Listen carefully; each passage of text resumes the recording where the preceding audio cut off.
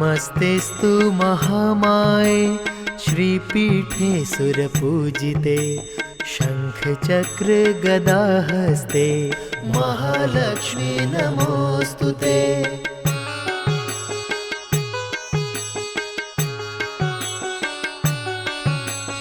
नमस्ते गरुडारूढे कोलासूरभयङ्करी सर्वपापहरे देवी महालक्ष्मी नमोऽस्तुते।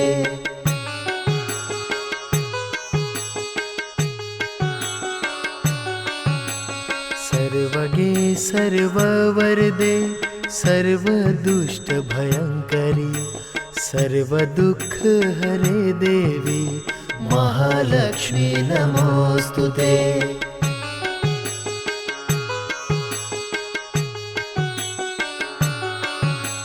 सिद्धिबुद्धिप्रदे देवी मुक्तिप्रदायिनी मन्त्रमूर्ते सदा देवी महालक्ष्मी नमोऽस्तुते।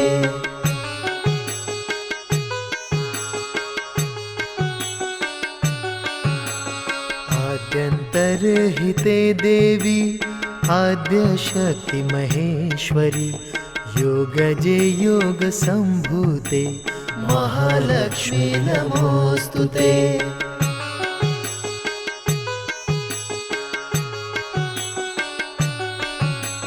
स्थूलसूक्ष्म महारौद्रे महाशक्ति महोदरे महापापहरे देवी महालक्ष्मी नमोऽस्तुते।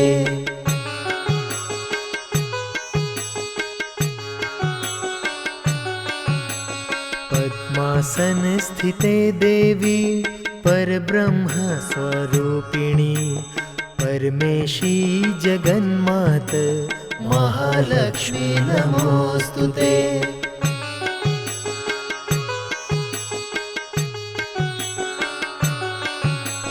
श्वेताम्बरधरे देवी नानालङ्कारभूषिते जगस्थिते जगन्मात महालक्ष्मी नमोऽस्तुते महालक्ष्मी नमोऽस्तुते।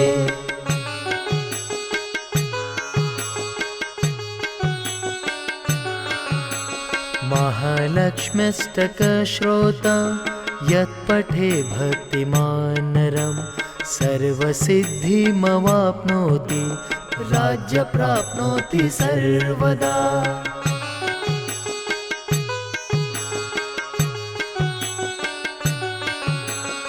एककाले पठे नित्यं महापापविनाशनं द्विकाल पठे नित्यं धनधान्यसमन्विता।